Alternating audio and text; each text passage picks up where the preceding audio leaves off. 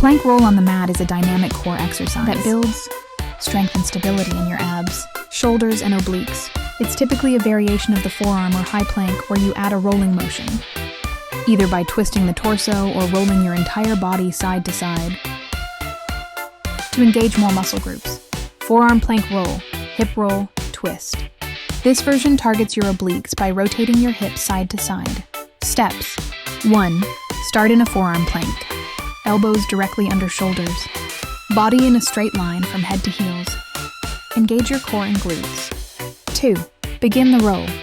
Slowly dip your right hip toward the mat, about 1 to 2 inches off the ground. Return to center. Now dip your left hip the same way. That's 1 rep. 3. Repeat for 10 to 15 reps, keeping your body controlled and hips low. Tips. Avoid lifting your butt too high. Keep your shoulders steady and avoid swaying side to side. High plank body roll, side to side shift.